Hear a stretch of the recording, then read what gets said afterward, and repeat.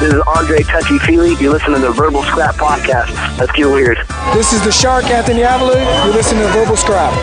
This is Justin, the Raw Deal Basement. You're listening to Verbal Scrap. This is Nan Fan, and you're listening to the Verbal Scrap Podcast. I'm a fighter. That's what I'm going to do. I'm going to go in there. I'm going to fight. Hey, this is Dave Hirschbein, MMA Gold, and you're listening to the Verbal Scrap. I've worked so hard to do what I got to do in here. I took so much blood for this sport. I took so much pain, everything for the sport. Hey, y'all, this is Zeke Johnston.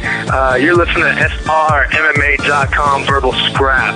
Stay tuned. They got some good stuff coming up. This is Louis LIGHTYEAR Vargas, and you listen to SRMMA. It's JW with SRMMA.com. We're here on the Verbal Scrap Podcast. Had the opportunity to get in touch with World Combat Series lightweight champion. Also got another title. You're going to be fighting at Titans Cage 6 coming up. Louis LIGHTYEAR Vargas. How you doing today, my friend? Pretty good, thank you. How you doing? Well, I'm doing outstanding. I was very excited to see you were on the Titans Cage card. First, I wanted to ask you, how did you get involved with Sean Correa and Titans Cage? I mean, they're one of the better amateur organizations out here in the NorCal area. So what drew you to those guys? Did they reach out to you or you reach out to them? How'd that work? What ended up happening was that's going to be a NorCal for the finals. So it's the Gotcha. NorCal Championship final fight.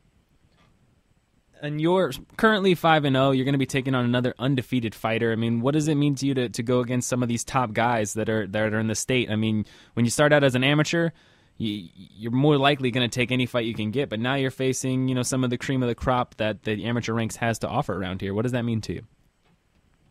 I'm just excited. I love the sport. I came off of wrestling, and I had a pretty good career in wrestling, and I think it's an awesome opportunity to fight the better guys in the state of California. So I'm just excited for anyone I can get my hands on. Well, being involved with the CAMO state championships, I mean, are you excited about this process? How's it been going for you so far? Yeah, it's very exciting. I'm glad that I've been climbing the rankings pretty fast. I'm just ready to win this belt.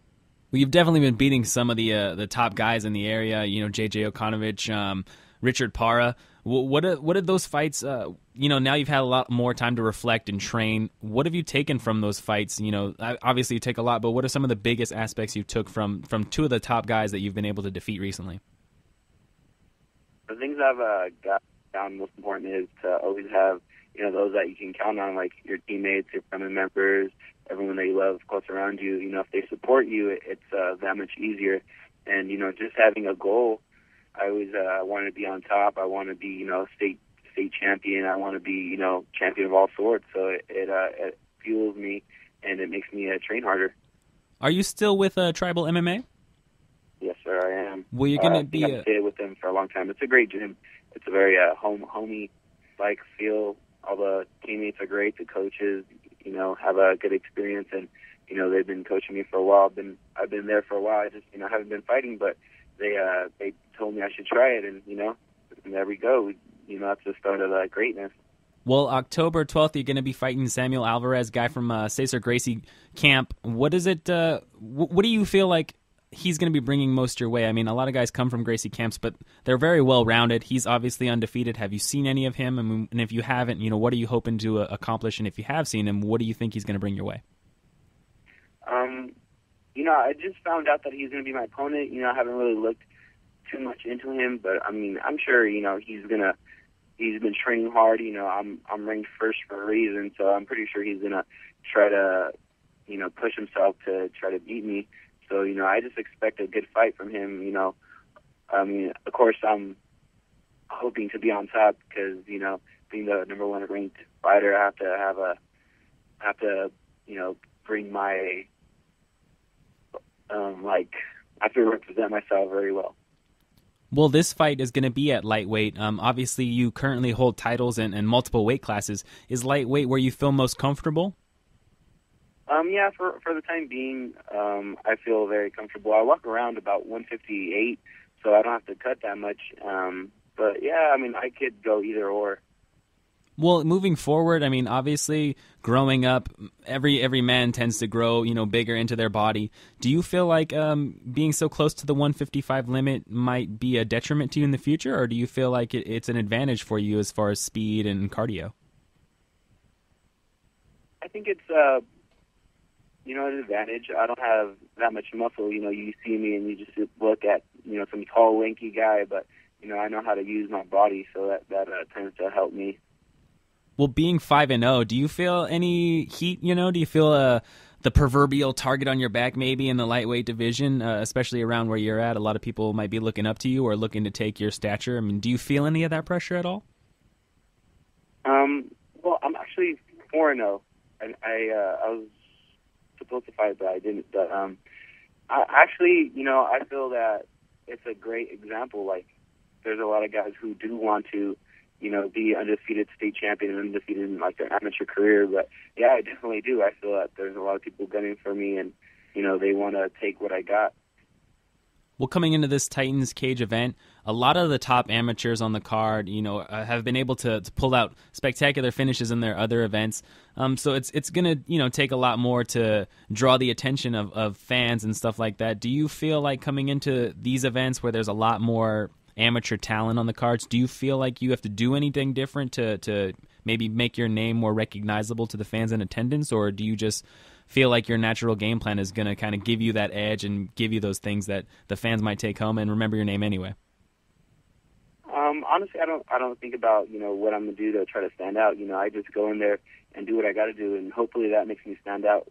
I just want to put on a good show and beat the guy and show everybody else that I'm the one who deserves the win. Well, I've personally wanted to ask you, how did you get the nickname LIGHTYEAR? Well, it was kind of a back and forth thing. I had a friend back in college when I was wrestling, and he called himself Goku, and I was like, Goku's pretty cool, but I think Buzz Lightyear is a better nickname, and we just go back and forth, and it kind of just stuck, and everyone just calls me that. Well, I had a few more personable kind of questions for you for the fans that may not have had an opportunity that listened to us, that may not have seen you. What is kind of your motivation in MMA? You said, you were training a little bit, and then tribal MMA kind of got you into wanting to compete and fighting more. But what's your background? Where do you come from? What's your motivation to continue? I'm just fueled on the sports. If I get into a sport, I want to give it my all, and I got into MMA, and so I'm just giving it my 100% at everything I do. So hopefully, it pays off in the long run. Well, I noticed there's a different perspective from many different fighters. Some guys are big-time fight junkies and watch all kinds of fights. Some guys don't really care. They couldn't tell you who was fighting next in the UFC or Bellator or anything like that. Which one are you? And when you do watch or when you don't watch, what do you keep in mind? I don't really watch it all that much. I do watch like the guys I really like and look up to. There's a couple of fighters that I like the local, like Velasquez. He's a favorite of mine. He's San Jose, and he's a wrestler, so that helps. And I just like to look at the the good, great fighters and try to take little things from them and see how they don't stop and they always go and they always want to win. So that fuels me to try to strive to be like them, because they always want to win too, and they're hungry for the belt. I like to pick fighters' brains. Since you brought up Cain Velasquez, he's going to be fighting Junior Dos Santos again. Their first two matchups were completely different from each other. I had the opportunity to see the first one live, which was crazy short. I wish I would have seen the second one live. But obviously, two different fights. Have you seen both of those fights? And if you have, what do you think about the trilogy? Do you think Junior Dos Santos is going to do something different? Or do you think that the last Cain Velasquez we saw is the type that we're going to see coming up and for the foreseeable future? I actually think Cain is going to come up. He's from what I've seen, he has had a hard background, and I know he wants to win. He's been, fueling for it, and so I think he's going to end up on top, Well, we're talking to Louis LIGHTYEAR Vargas, going to be competing October 12th at the Titans Cage 6 event. You can check out thetitanscage.com for more ticket information. Just a few more things before we let you go. I've been asking a lot of people lately, and I like their answers. If you had a superpower, what would your superpower be, and what would you use it for?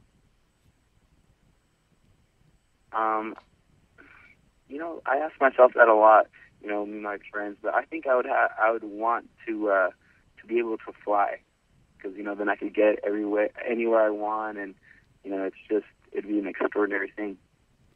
If you had a guilty pleasure, what would it be? Are you a TV junkie, video game junkie? Do you eat Hostess cupcakes when no one's looking? What's something that you do to just satisfy your urge that many people might not know about?